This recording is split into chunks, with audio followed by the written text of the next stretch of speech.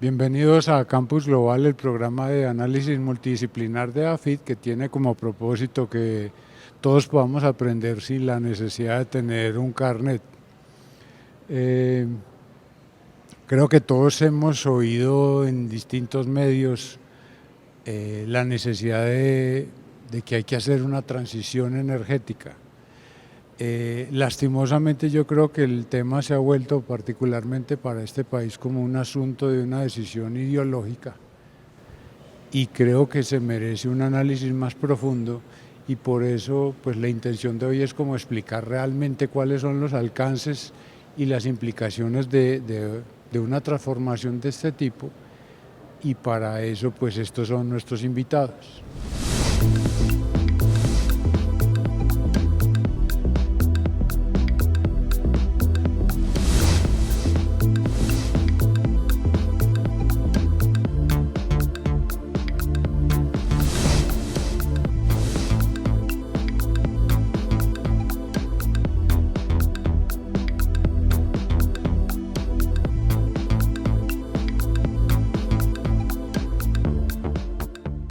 Este tema, preparando un poco las ideas, se da uno cuenta de que tiene muchos aspectos por tratar y tal vez el tiempo seguramente no va a ser suficiente, pero sin embargo eso no implica que tal vez hagamos una introducción muy cortica, y es este tema de la necesidad de una transición de la energía, y particularmente el caso colombiano.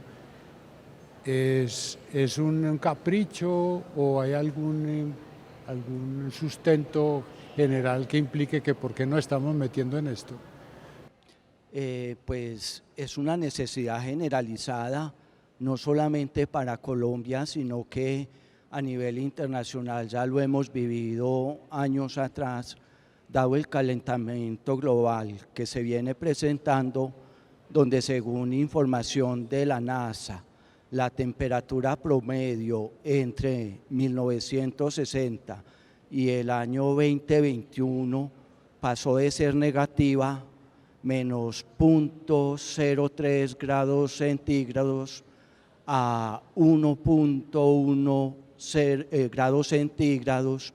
Entonces, pues surge la necesidad de ver cómo vamos a ir contrarrestando ese calentamiento global.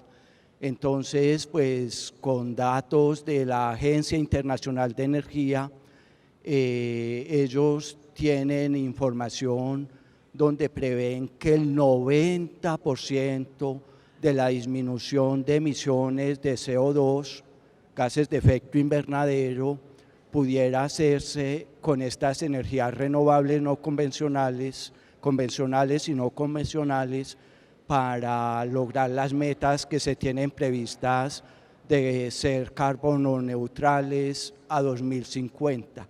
Entonces es una necesidad generalizada donde tanto a nivel internacional, Europa, con el caso de Alemania, que empezó desde los años 2000, nosotros acá en Colombia con la ley 1715 sobre energías renovables, pues tenemos la necesidad, si bien nosotros en Colombia tenemos un componente de generación concentrado en energía hidráulica, somos bastante limpios en la generación, aún es considerada la matriz como una de las más limpias a nivel internacional, ocupa el 6º lugar.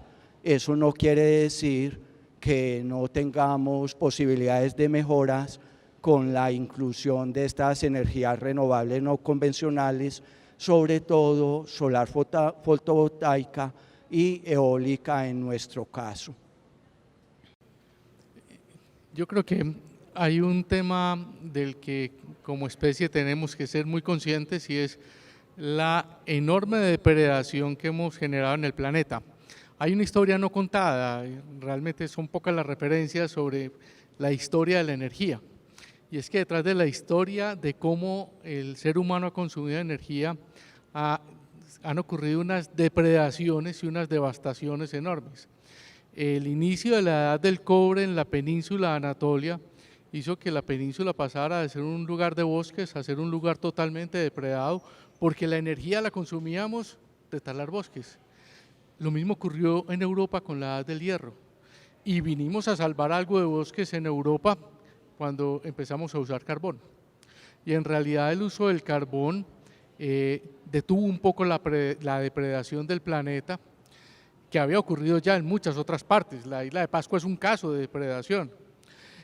Y empezamos a generar otros impactos mayores ya en otros temas, pero en términos de impacto de la especie humana en el planeta es enorme.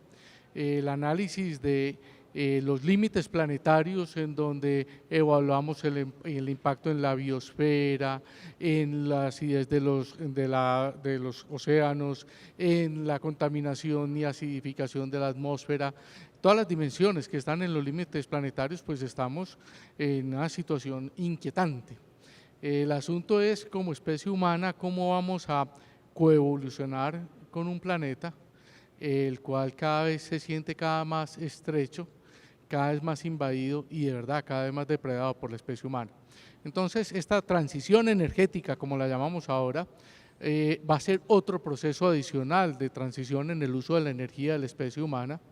Ese uso de la energía de la especie humana va a ser a una energía de uso más limpio, que es la energía eléctrica, pero es que pasar las fuentes energéticas a energía eléctrica va a ser un proceso monumental que va a tomar varias décadas. Estamos viendo como el fenómeno general, pero yo quisiera que nos enfocáramos ya específicamente en Colombia, porque es el interés de eso, pues a raíz de que estamos viendo una presión en los medios y en la discusión política sobre que hay que cambiar pues la canasta energética del país y todas esas cosas, que yo creo que, como dije al principio, se ha hecho muy a la ligera. Como dijo John Jairo ahorita, lo que yo sé que es muy poquito es que la matriz energética en nosotros no es tan sucia, es bastante limpia, pero decir que vamos a hacer un cambio de esa matriz, como lo estamos oyendo, que es como si fuera un decreto, que me parece irresponsable, porque si estamos luchando es por la sostenibilidad, pues también la transición tiene que ser sostenible. ¿Cómo es esa composición de nuestra canasta energética? Un poco para que sepamos qué es lo que hacemos y también de ahí partir y saber, bueno, qué es en lo que podríamos meternos y cambiar. Sí. Lo que nos cuenta John Jairo, que es muy clave, es que nuestra matriz de generación eléctrica es bastante limpia. Nosotros fluctuamos entre el 80 y el 95% de generación hidráulica, dependiendo de la disponibilidad de agua en nuestra generación eléctrica en el país. Pero el balance energético es más amplio. De toda la energía que consumimos en el país, solo el 17% es energía eléctrica. El otro 82-83% son combustibles fósiles. De esa gran masa de combustibles fósiles que consumimos, el 44% lo consumimos para transporte. Entonces, si nosotros hiciéramos este ejercicio, que pasemos el transporte a energía eléctrica, que todas nuestras movilizaciones de carga y pasajeros sean energía eléctrica, necesitaríamos prácticamente triplicar, o sea, 3 veces más, cuadruplicar, 3 veces más el sistema eléctrico que tenemos hoy. O sea, tendríamos que construir 3 sistemas eléctricos de generación actuales solamente para pasar el transporte a fuente eléctrica. Así es, y eso obviamente no va a ocurrir ni en 5, ni en 10, ni en 15 años, va a ocurrir en un tiempo más largo, y el solo pasar el transporte urbano a eléctrico va a consumir por lo menos la mitad de ese 44% de energía fósil que consumimos. Entonces eso requiere duplicar y algo más el sistema eléctrico. Eso es un reto enorme, porque viene que seamos capaces de que el sistema eléctrico genere con fuentes renovables y una buena parte con renovables no convencionales, porque nosotros tenemos un buen potencial en hidráulicas grandes y algunas de ellas con embalse, pero si no nos habilitamos como sociedad a tener un enfoque ambiental que nos permita aprovechar todos estos recursos, pues iremos cayendo cada vez a otros que pensamos que no son tan nocivos para el medio ambiente, pero que son más nocivos que la hidráulica para el medio ambiente, como son el solar y el eólico. El solar y el eólico tienen mayores impactos ambientales que el hidráulico. Nosotros debíamos aprovechar intensamente nuestro potencial hidráulico. El solar tiene un impacto en el uso de las tierras muy grande y un impacto muy grande en su nivel de degradación y desperdicio que tiene, porque hay que reponerlo a lo sumo cada 20, cada 25 años. Recuerden que nosotros tenemos centrales hidroeléctricas que están funcionando desde hace 105 años. Nosotros tuvimos nuestra gran central hidroeléctrica primera en Guadalupe, en el Salto de Guadalupe, todavía sigue operando.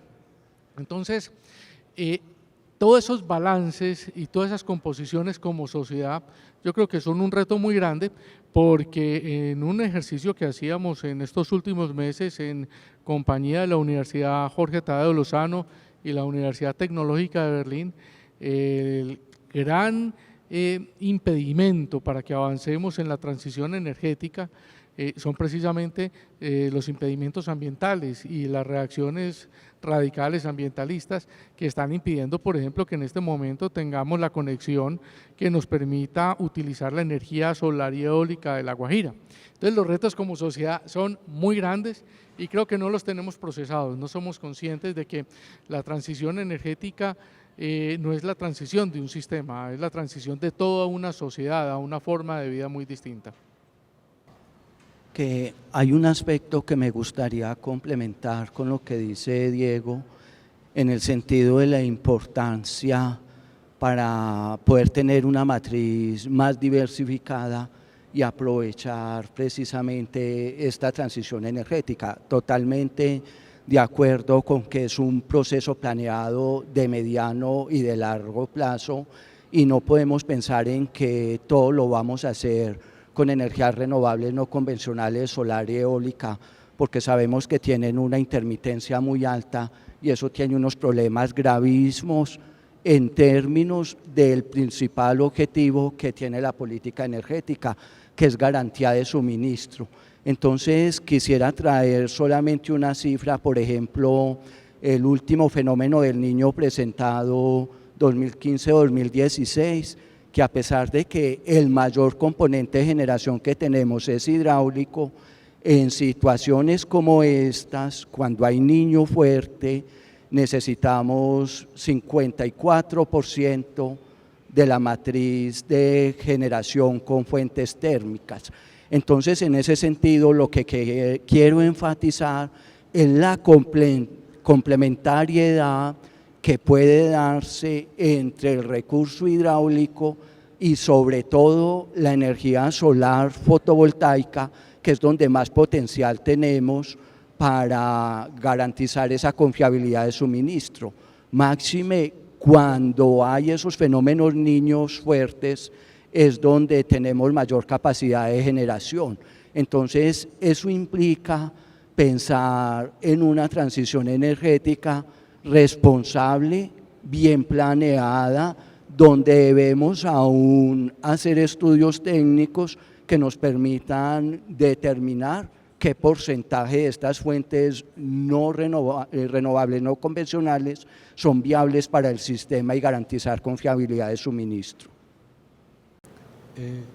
Yo quisiera que le aclaráramos más a las personas común y corriente lo de la confiabilidad, porque todos creemos que el problema es resolver y cambiando de petróleo a paneles solares, pero eso si fuera tan sencillo ya lo hubieran hecho. O sea, la gente tal vez no es consciente que cuando pagamos la factura de la energía hay una cosita ahí que dice, ¿cómo se llama?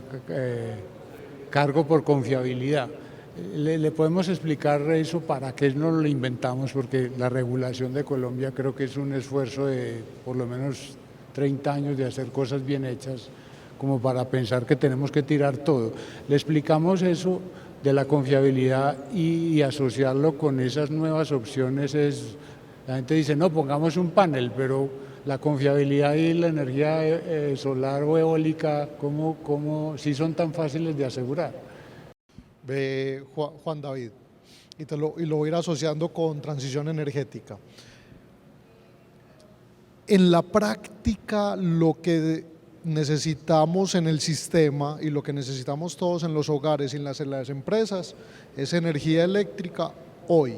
Cuando yo prenda el switch, que salga. Energía eléctrica a la 1 de la mañana, a las 2, a las 3, a las 4 y sigo ahí a las 24 horas del día. ¿Qué necesitamos? Necesitamos un suministro constante y en condiciones adecuadas.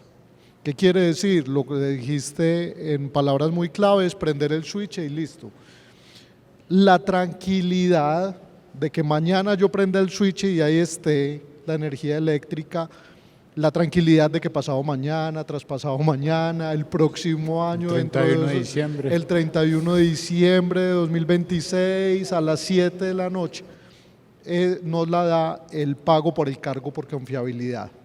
¿Qué es el cargo por confiabilidad? El cargo por confiabilidad es una tarifa que pagamos todos los usuarios con el objetivo de que sin importar si hay niño o no hay niño el próximo año, yo voy a contar con esa energía eléctrica. Sin importar si hay niño hoy, yo voy a contar con esa energía eléctrica. ¿Qué quiere decir? El cargo por confiabilidad es un dinero que se paga al sistema para que incluso ante periodos de escasez hidrológica, en caso de escasez hidrológica, tengamos un sistema que responda a cada variación de energía. Es lo que nos contaba John Jairo ahora, cuando nos decían, Diego nos decía, normalmente el sistema es hidráulico, predominantemente hidráulico, pero John Jairo nos decía que cuando había un fenómeno del Niño muy fuerte, 50% de la generación es térmica. Entonces, ¿qué quiere decir? Que cuando hay Niño, tengo 50 térmico y 50 hidráulico, pero cuando no hay Niño, puedo tener hasta 80% de generación hidráulica, 20% térmica, pero cuidado, que quiere decir que hay muchas térmicas que están apagadas. Entonces esas térmicas que están apagadas mientras no hay niño, que puede durar 1 año apagada, 2 años apagadas, 3 años apagadas, pues tienen unos dueños. Esos dueños están interesados en montar esas plantas térmicas siempre y cuando su negocio sea rentable. Entonces imagínate uno montar un negocio, sea una tienda, una universidad, una fábrica de zapatos en la que 5 años o 6 años no entregue el producto y de pronto en un año en particular le toca entregar todo lo que le pidan. Entonces el cargo por confiabilidad nos va a ayudar a pagarle a esas térmicas que normalmente están apagadas para que cuando hay un niño ellas puedan reaccionar. ¿Listo? Y eso es lo que estamos pagando en el sistema. Y como lo dijiste ahora, llevamos 30 años en un sistema que ha sido confiable gracias a todo el diseño y de todo el mercado institucional que se ha dado. Pero entonces, y ha sido como el origen de esta conversación, por lo menos de plantearla, y era que los ciudadanos lo que estamos oyendo en los medios y en la discusión política es como un asunto ideológico, es decir, un fundamentalismo de que es que hay que acabar con los hidrocarburos y nosotros tenemos que olvidar de las otras fuentes porque nos tenemos que pasar a unas que son más limpias y eso no está en discusión. Para un país como Colombia, incluso que tenemos el beneficio, la bendición de lo hidráulico, nosotros podemos darnos el lujo de tomar una decisión fundamentalista, de decir no más hidrocarburos. ¿Eso es posible? Yo te la voy a lanzar una rápida y paso a Johnny y a Diego. Ve, hay algo que yo no entiendo todavía, la transición energética. Primero, cuando a mí me hablan de transición es porque voy de un punto inicial a un punto final y la transición es lo que me va a unir el punto inicial con el punto final. Yo aún no he logrado identificar cuál es el punto final. Entonces, yo no tengo muy claro en qué estamos, la transición es entre qué dos estados. El estado hoy, en el que tengo energía confiable, 24 horas, con encargo por confiabilidad en una matriz energética limpia. Ya decía John Jairo que estamos en el top global de energía limpia, y de ahí tenemos que ir ¿a qué? A una energía que pues supongo que es confiable, segura, 100% del día, y que en caso de fenómeno del Niño ella también reaccione. O sea, como yo identifico, la transición energética nos estaría llevando del punto en el que estamos al punto en el que estamos. O sea, yo no logro identificar. Ahora bien, durante los próximos años va a seguir subiendo la demanda de energía eléctrica.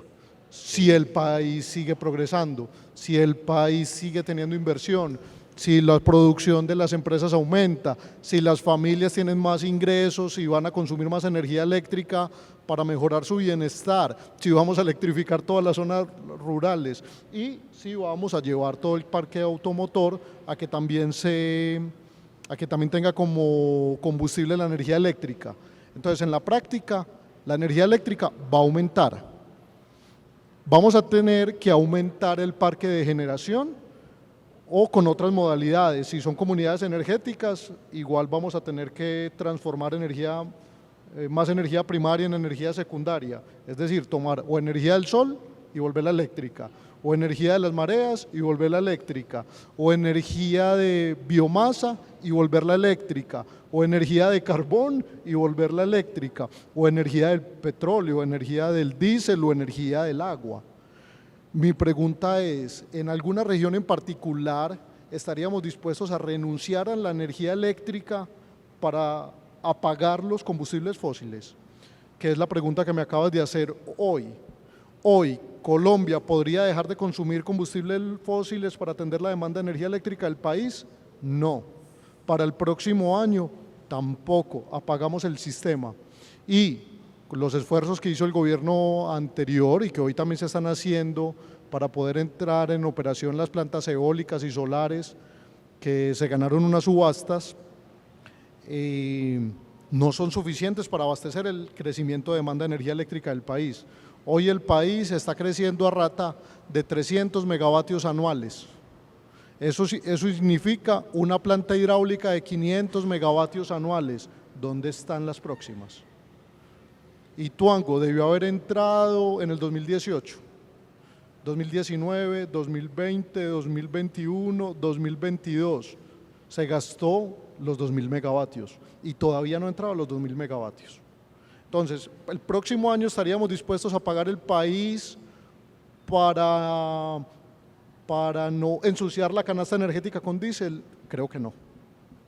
O sea, si es así de radical. Ahora, a futuro hagamos una planeación de una canasta energética que nos guste, pero si vamos a seguir dependiendo de una expansión de solares y de eólicos en La Guajira, sobre los que no hay una línea de transmisión para traerlo al centro del país, nos embalamos. Si ante eso la alternativa es más gas y más petróleo para generar energía eléctrica, yo estaría de acuerdo. Incluso una tecnología de la que no hemos hablado, que a algunos les gusta demasiado y a otros la odian, energía nuclear. Es otra discusión que tenemos que dar en este país. Si seguimos creciendo a necesitar 500 megavatios hidráulicos cada año o casi 1.000 solares cada año, no vamos a llegar a tener esa energía confiable. ¿Por qué decís 1.000 solares para reemplazar 500 hidráulicos? Esa está muy buena. Una planta hidráulica normalmente genera el 60% del tiempo. ¿Eso qué quiere decir? Que hay épocas en las que le llegan muchos aportes hidrológicos que genera lo máximo, el 100%, y hay épocas del año en que genera más poquito. Entonces, por lo general, una planta hidráulica en promedio con hidrología media en el largo plazo se utiliza el 65% del tiempo. Eso es lo que llamamos el factor de planta, el factor de planta. Entonces, una hidráulica, 65%. Una PCH, tenemos dos dimensiones. En diseños las hemos visto a 0.6. ¿Qué es PCH? Para los que sí. Las centrales hidráulicas pequeñas que no tienen capacidad de embalse. Esas plantas las hemos visto entre 0.4 y 0.6 o 0.7 de su factor de planta. Quiere decir que una hidráulica PCH, una pequeña central hidráulica, estaría generando el 40 o el 60% del tiempo. Una solar, pues va a sonar verdad de perogrullo, pero incluso esa discusión hemos llegado en algunos momentos. La planta solar solo genera de día, porque de noche no hay sol. Entonces eso nos da, en el mejor de los 4 horas o hasta 6 horas. 6 horas de 24, eso nos da un porcentaje rápido, profe, entonces nos dan plantas que funcionan 20, 25, muy difícil que lleguen al 30%. Entonces tengo que instalar mucho energía Mucho solar para compensar algo de hidráulico y mucho de hidráulico para compensar crecimiento de la demanda.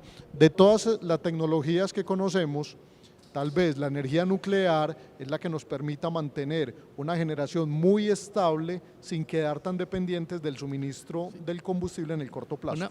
Un ejercicio simple. Para generar lo que genera Hidroituango, necesitamos 10.000 megavatios solares. Para 10.000 megavatios solares necesitamos 12.000 millones de dólares. Y necesitamos 20.000 hectáreas. 20.000 hectáreas es un municipio del tamaño de Támesis o del tamaño de Valparaíso. Es decir, para generar la energía que genera Hidroituango, necesitaríamos cubrir todo un municipio de paneles solares. Y eso solo cubriría el crecimiento de demanda de los próximos 4 años. Tendríamos que seguir convirtiendo municipios en espejos. Cada 4 años un municipio es un sistema fotovoltaico. Sí, para mí hay un tema que es fundamental y por eso hablo de 2 aspectos que son fundamentales. Uno, ¿cuál es el principal objetivo de la política energética? Garantía de suministro, confiabilidad en el suministro, en el servicio. Y segundo, la complementariedad, porque lo que es clarísimo es que con energías renovables, no convencionales, no podemos abastecer y dar esa garantía de suministro. Nos dices, hablemos de Colombia, pero es que es muy importante traer la experiencia internacional. Cojamos el caso de la mayoría de los mercados eléctricos en Europa, que ellos no tenían implementado mecanismos de cargo por capacidad, que es lo que nosotros llamamos acá el cargo por confiabilidad. ¿Para qué traigo ese ejemplo? Como ellos empezaron, Alemania desde los años 2000 a instalar paneles solares, eólica, exactamente, lo que se han dado cuenta es que definitivamente pues hay un porcentaje importante que se debe complementar con energía firme, como lo explicaba el colega, donde entonces necesitamos tener donde enchufar para poder garantizar el suministro. Entonces, lo que hay que pensar es de la mejor manera posible, estudios técnicos que complementariedad tienen, además de el alto nivel de intermitencia que tienen estas energías, ya lo decían, la disponibilidad que arrojan al sistema, cuántos megavatios necesitamos instalar. Entonces, pensándolo en términos de complementariedad entre las diferentes fuentes, supremamente importante, pero sería irresponsable pensar que a través de energía solar fotovoltaica y eólica, que es el potencial que nosotros tenemos acá, con las dificultades desde la parte eólica, las comunidades indígenas, para dejar sacar la energía de allá y terminarla transando al resto del país en el sistema interconectado, entonces es difícil pensar que lo vamos a hacer solo con energías renovables no convencionales. Con algo muy importante y es el enorme volumen de inversión que se requiere para mantener un sistema eléctrico en marcha. Si nosotros necesitamos de 500, 600 megavatios de potencia instalada nuevos cada año, eso significa que cifra más, cifra menos, si son proyectos hidráulicos a 3.100.000 dólares de inversión cada megavatio, pues vas a estar necesitando 2.000 millones anuales. Esos 2.000 millones anuales que venimos invirtiendo desde hace 30 años con este esquema eléctrico son los dineros que no ha tenido que invertir el Estado, que han invertido los colombianos, la sociedad colombiana es la que ha invertido ese dinero y la que ha pagado esa inversión. Esos 60.000 millones de dólares que hemos invertido, tenemos que saber que los tenemos que replicar en los siguientes 20 años. Eso lo vamos a hacer si nos lo proponemos institucionalmente dando confiabilidad. Esa confiabilidad para el inversionista se da con un precio que se forma a futuro con unas reglas claras. Si no hay reglas claras de que se forme ese precio futuro, pues no se va a invertir. Cuando un personaje anuncia que va a intervenir los precios porque va a intervenir la Comisión de Regulación, pues simplemente destruyó el proceso de inversión y generó un apagón.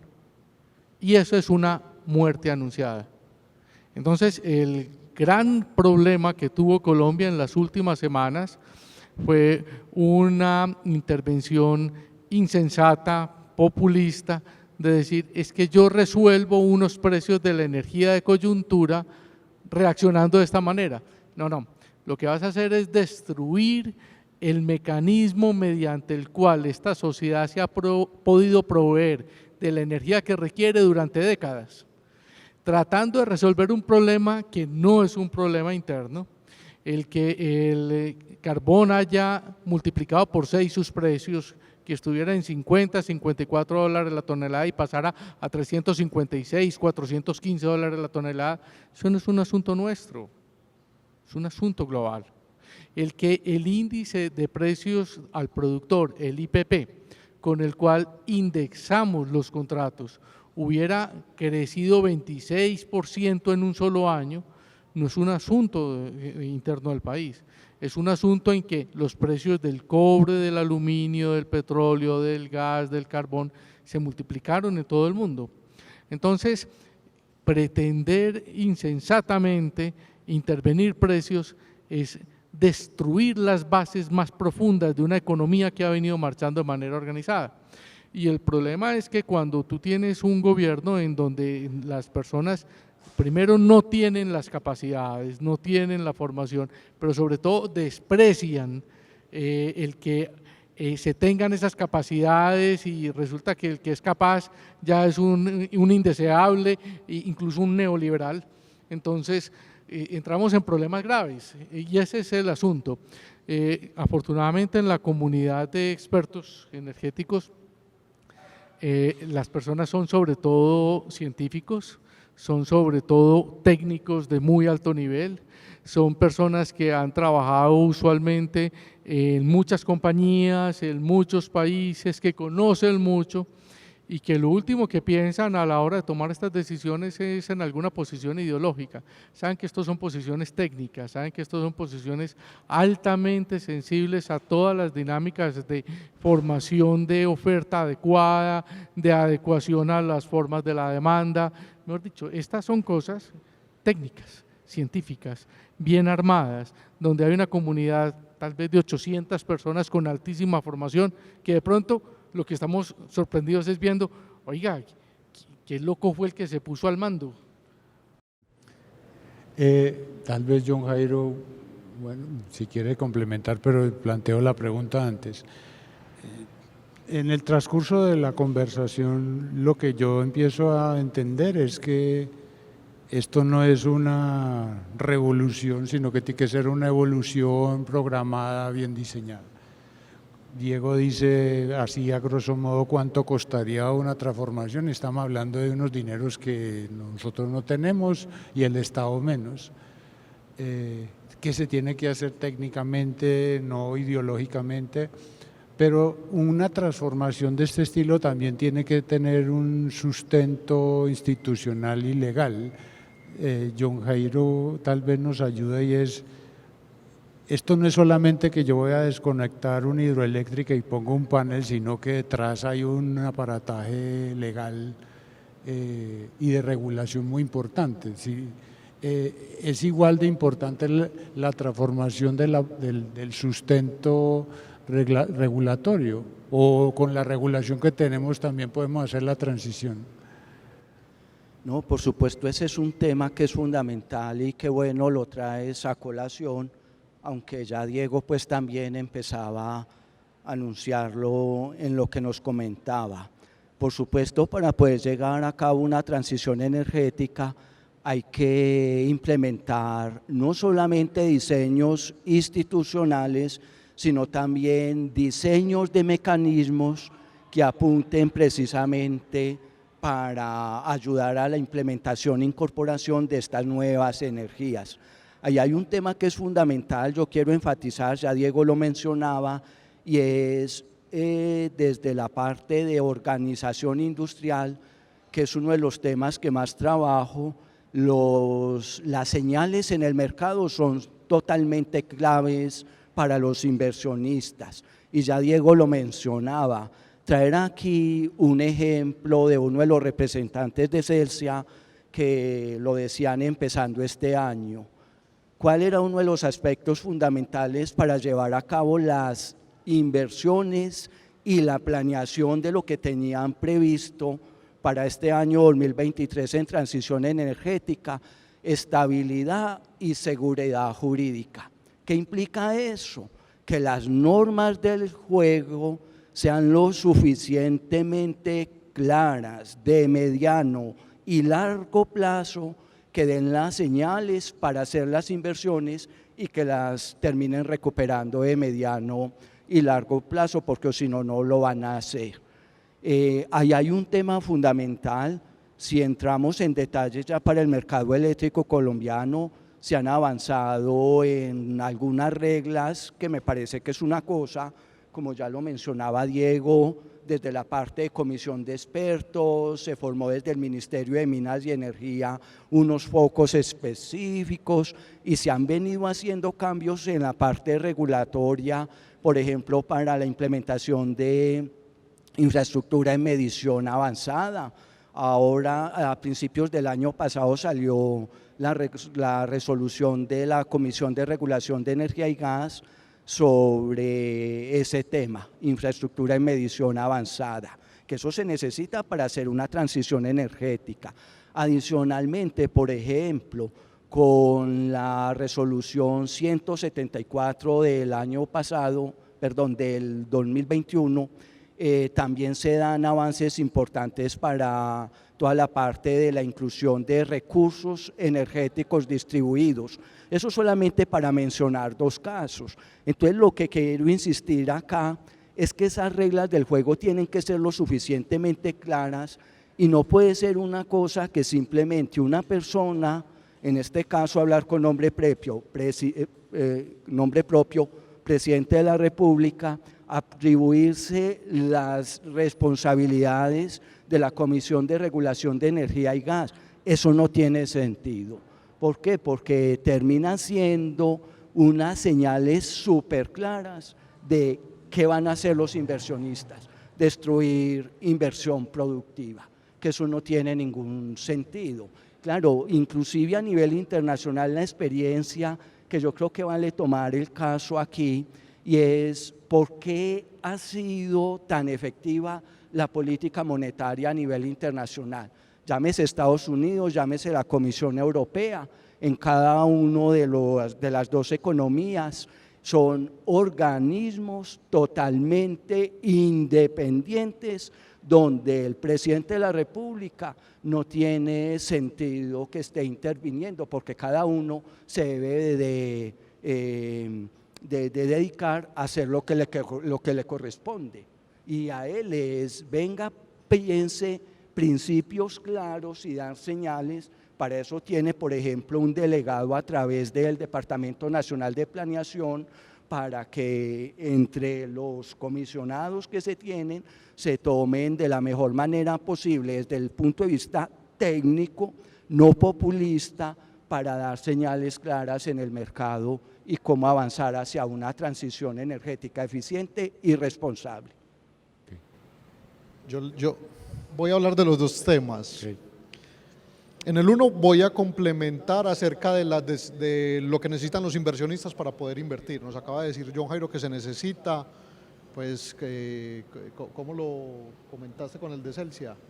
Señales claras y estabilidad. Señales jurídica. claras y estabilidad. Vamos a hacer este ejemplo en la casa. Supongan que la familia de ustedes va a construir un apartamento o va a comprar un apartamento sobre planos. Y ese apartamento sobre plano lo va a comprar para alquilárselo a alguien. ¿Listo? Entonces vienen, hacen la firma del apartamento sobre planos, ya queda listo el contrato, ya queda lista la fiducia, ya tienen que empezar a ahorrar, pagar mensualmente en la fiducia lo que ella pide de la cuota inicial, tienen que prepararse para pedir plata prestada en el banco y ya van a tener su apartamento y están todos muy contentos. Imagínense que inmediatamente después de firmar saliera el dueño de la constructora a decirle, venga, hay dos detalles. El primero, el apartamento puede variar de precio en cualquier momento. Y eso es lo que les estamos diciendo a los inversionistas del mercado eléctrico.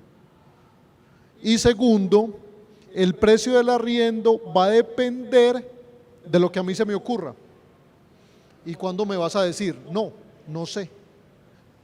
Cuando a mí se me ocurra, defino cuál va a ser el precio del arrendamiento. Entonces, finalmente, eso es la estabilidad jurídica, esa es la formación de reglas claras. Dígame, yo voy a firmar este apartamento, en cuánto lo voy a comprar, cuántos esfuerzos tengo que hacer desde mi familia y luego cómo voy a recuperar esa inversión. Eso es lo que están pidiendo los inversionistas, no están pidiendo absolutamente nada mal, están pidiendo reglas muy claras que les permita saber cuánto cuesta la inversión de esos 600 o 500 megavatios anuales que tenemos que adicionales que tenemos que invertir, o de esa cuenta rápida de los 12.000 millones de dólares que habría que invertir. Entonces dígame cuánto tengo que invertir y dígame cómo voy a ir cómo voy a recoger la plata. O sea, no es el hecho de demonizar que estos inversionistas están usando el país, no. Son personas que están dispuestas a colocar el capital que ellos tienen, colocar el conocimiento que ellos tienen y luego recuperar esas inversiones. Nada distinto a lo que una familia hace cuando compra un apartamento sobre planos para alquilar. Entonces, ahí debe quedar muy claro todo lo que esos inversionistas están haciendo para entregar toda esa energía eléctrica. Nosotros estamos hoy consumiendo la energía que preparamos durante al menos 10 años antes. Hidroituango empieza a generar ahora, después de 15 años de la toma de decisión de avanzar con el proyecto. La toma de decisión de avanzar con el proyecto fue cuando se gana la subasta por confiabilidad del año 2007-2008. Y apenas ahora empezamos a ver el proyecto. Una pequeña central hidroeléctrica no se demora menos de 6-7 años, desde el momento en que se arrancan a hacer los estudios hasta el momento en que empieza a generar. En un proyecto solar no dura menos de 24 a 36 meses. Es decir, los efectos de no hacer inversión hoy los vamos a ver a partir de 2, 3 años y en adelante. En este momento, las capacidades que tenemos en el sistema están atrasadas. Las sobrecapacidades que normalmente se deben tener no las hemos consumido con el atraso de la entrada de Hidroituango. En este momento el sistema está con una altísima vulnerabilidad de un fenómeno del Niño. Es altamente probable que en el término de 2 o 3 años tengamos un apagón y ese apagón se está debiendo a las malas decisiones que se han tomado en el último periodo. Una de ellas, las que se tomaron con Hidroituango, el cambio de contratistas, y las otras, las malas decisiones que se están tomando con el manejo de las consultas previas y de las licencias ambientales en La Guajira, que tiene retardados proyectos que deberían haber estado entrando a partir de este año y que se nos van a demorar por lo menos 2 años. Entonces, Si hay algo que genere un impacto enorme en una sociedad, es un apagón. Y estamos en cuenta regresiva y no queremos ser conscientes de ello. Carlos Enrique Moreno Mejía, en el racionamiento del 92, dijo lo siguiente: es un sector manejado casi en su totalidad por el gobierno nacional. El racionamiento no es más que la suma de sus equivocaciones, incoherencias y falta de políticas. Todo esto agravado por una ideología extremadamente crítica que hizo poner en evidencia todos los errores pasados. Pues ese es el racionamiento del de 92 o del 23, del 24 o del 25, ¿cierto? O sea, esta frase la podemos ir guardando para evidenciar la génesis actual. Hay un puntico. Es que, así. qué pena, Alfredo, es que se requiere como un poquito más de inteligencia para manejar el mediano y el largo plazo y entender las dinámicas de un sistema. Es que es muy simplista pensar que un sistema eléctrico es como un supermercado en que simplemente cambian los precios de las cosas que estaban en los estantes. No, no, no, no. Un sistema eléctrico es un proceso de flujo continuo de incrementos de demanda e incrementos de oferta, y lo que tenemos que entender es que lo que tenemos en el estante ese día, que es la oferta de energía del día, es algo que construimos mucho antes y que hoy estamos construyendo para mucho tiempo después. Ese es el punto.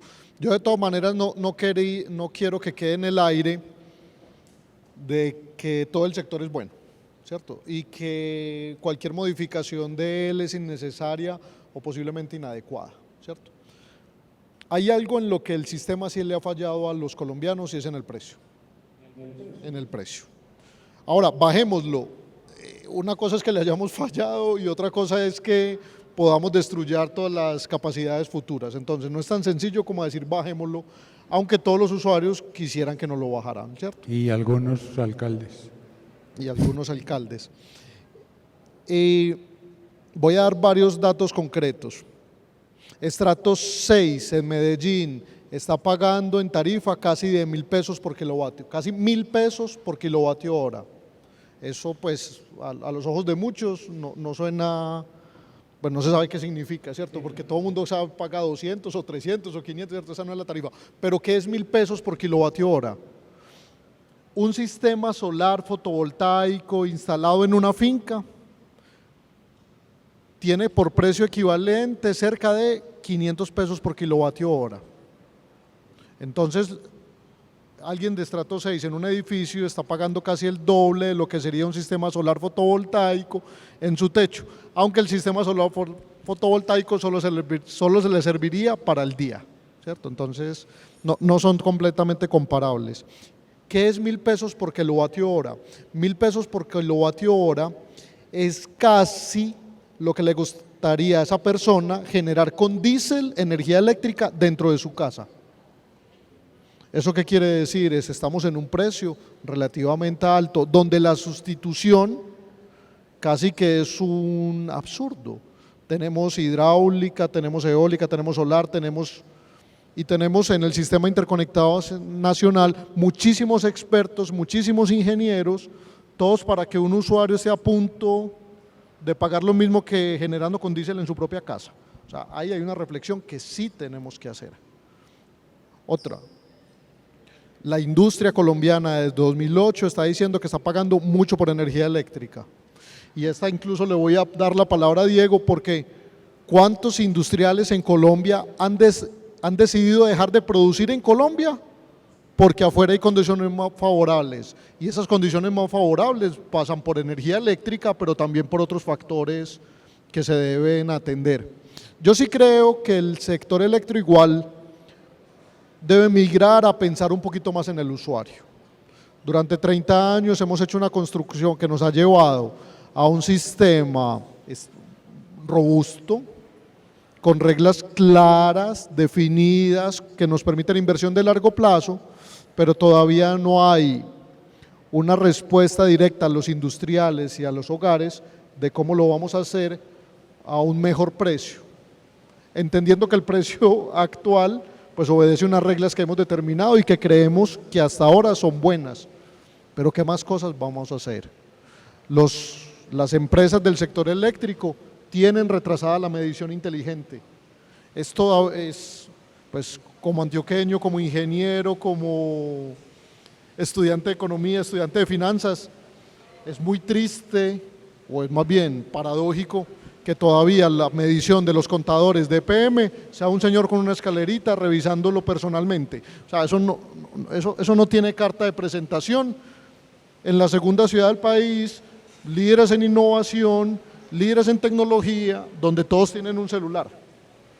Entonces, la medición inteligente es un rezago impresionante. Eso nos lleva a que la comercialización de energía eléctrica es carísima. ¿Cómo es posible que la comercialización de energía eléctrica esté en 60 pesos, pero toda la transmisión del país también? O sea, sí hay puntos en los que nos podemos cuestionar.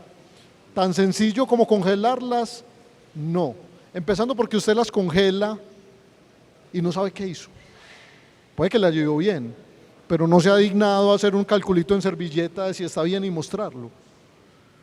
O puede que haga un daño terrible si no hace acciones estructurales para pensar en el usuario. Entonces, yo creo que son esas dos aristas. Tenemos un sistema que va muy bien, necesitamos a futuro reglas muy claras, pero ya es hora de que el usuario también sea foco del sistema. Yo quería agregar algo. En este sentido me gusta complementar algo de lo que dice Alfredo, que me parece muy importante con criterio técnico científico. ¿En qué sentido? Nosotros hicimos un trabajo cogiendo datos de EPM sobre el mecanismo prepago, consumidores que estaban en el mecanismo pospago, y a partir de la desconexión, porque en su momento esa fue la filosofía para implementar este mecanismo, que estaban desconectados, entonces los volvieron a reconectar bajo mecanismo prepago, y uno lo que ve como resultado, para no extenderme mucho ahí, es que apunta a mejorar la eficiencia energética. ¿En qué sentido? Y no ha sido ajeno a lo que ha pasado a nivel internacional, porque en Irlanda ya lo han hecho, en Sudáfrica lo han hecho, en Brasil lo hicieron, y esa reducción en el consumo que tienen cuando pasan del mecanismo pospago al prepago no es para nada despreciable. Depende del estrato socioeconómico, pero en promedio puede ser alrededor del 14%. ¿Eso a qué se debe? De que de hecho pues nosotros tenemos acá una población con un mercado laboral bastante informal. Entonces, claro, ellos no tienen cómo pagar 70, 80 mil pesos mensuales, pero sí tienen cómo recargar cada semana, 5.600, 6.000 pesos, dado el mercado informal el que se mueve. Y además, no solamente tienen acceso a la energía, sino que la están utilizando más eficientemente. ¿Para qué digo esto? Estos son diseño de mecanismos que deberían de pensar, estarse implementando para que cualquier usuario pueda elegir en qué mecanismo consume el servicio. Dejo una pregunta abierta. ¿Por qué el 80% de los que tienen en Colombia telefonía móvil o el mecanismo lo tienen con un mecanismo prepago? Simplemente racionalidad y uso eficiente de los recursos. Que hay una cosa que hemos aprendido en los primeros cursos de economía. ¿Cuál es? Los recursos son escasos. Utilícelos eficientemente. ¿Con qué objetivo? Garantizar y tener el mejor bienestar social. Sí, creo que como dijo Diego, y tal vez le doy paso, Diego empezó diciendo que la transición energética no era solamente que íbamos a cambiar una fuente de energía por otra, sino que era una transformación de pensar de cómo hacemos las cosas, de actuar. Entonces no es solamente que vamos a cambiar, a quitar el gas y vamos a poner un panel. Y parte de esa transformación, Diego, y me gustaría que lo escribiera rápido porque el tiempo aquí corre más que los electrones, es que esa transformación que están diciendo que tenemos que pasar de los hidrocarburos a esos otros renovables, tampoco es que sea mágico, tiene también un impacto, por ejemplo en minería, vamos a tener que acceder a minerales para pasar a esas nuevas producciones y pareciera que ese discurso ideológico está en contra de todo y también de que la minería es perversa. Entonces uno dice, pero entonces estos señores quieren pasar de un lado para el otro, pero esa transformación implica un costo y tampoco están dispuestos a pagarlo, o es que ese paso va a ser así mágico y no vamos a tener que quebrar cáscaras para comer los huevos. El problema es muy complejo. Te voy a mencionar una cosa, hay muchos procesos industriales y caseros que son térmicos y no se hacen con energía eléctrica, se tienen que hacer con algún tipo de combustible. ¿Qué combustible vamos a terminar usando? Hidrógeno. Pero para obtener hidrógeno necesitamos energía eléctrica también.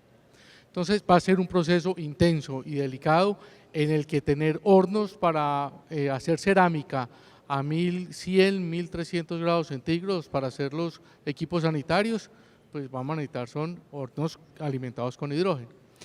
Para generar la energía eléctrica, para generarla con paneles solares o con turbinas eólicas, vamos a necesitar cantidades enormes de cobre. Para pasar los motores de combustión de los automóviles, camiones, barcos a energía eléctrica, vamos a necesitar cantidades enormes de cobre. Nosotros vamos a necesitar la misma cantidad de cobre que hemos consumido durante toda la historia de la humanidad en los siguientes 25 años. El cobre es absolutamente esencial para la transición energética. Solo hay 6 países del mundo que tenemos cobre para atender esa demanda. El reto es hacer minería con un nuevo enfoque, hacer minería como nunca antes habíamos hecho, hacer minería que tenga capacidad regenerativa, capacidad que del mismo proyecto minero saquemos recursos para hacer la regeneración del medio ambiente. Y lo irónico es que decimos no a la minería, es que todos marchamos sobre recursos minerales. Cada una de las cosas que estamos haciendo en el día están marchando sobre recursos minerales, pero tenemos como una especie como de pequeñez en nuestra capacidad de análisis, en que no nos damos cuenta que es que entender la transición energética, entender la coevolución de la humanidad, no va a ser tan sencillo como rechazar cosas que hacíamos antes. Requiere un esfuerzo mayor, requiere que las cosas que hacíamos antes las hagamos muy distinto y ahora lo hagamos de una forma regenerativa y coevolutiva. Y ese es el reto de minería y demás. Colombia tiene el enorme reto y la enorme oportunidad de ser uno de los grandes actores del mundo en cobre. Colombia es textualmente virgen en cobre. Colombia tiene una capacidad de proveer cobre superior hoy a la capacidad que tiene Chile. El cobre está inexplotado en Colombia. El reto es cómo es nuestro modelo social, nuestro modelo institucional, nuestro enfoque ambiental, nuestra capacidad de hacer las cosas bien, que nos permita entregarle al mundo el cobre que necesita. Bueno, el tiempo se nos acabó, nos quedó faltando seguramente, pero puede ser simplemente el primer episodio de unas conversaciones posteriores. Pues por lo menos a mí me queda claro, yo que soy como representante de los que no sabemos nada de los temas, que no estamos diciendo que la transformación no se necesita, pero que hay que hacerla bien hecha, racionalmente, que la discusión ideológica puede ser para los cócteles, pero no para las decisiones regulatorias de inversión y de planeación, y que, como dice Diego, pues no se trata de hacer, incluso de hacer algo nuevo, sino de hacer lo que hemos hecho antes, pero bien hecho, afrontando unas circunstancias que son distintas. Pues de nuevo a Diego, a John Jairo y a Alfredo, muchas gracias por haber aceptado esto y por intentar poner esto en términos sencillos que a veces en los medios no los vemos, y pues nos vemos en el próximo Campus Global.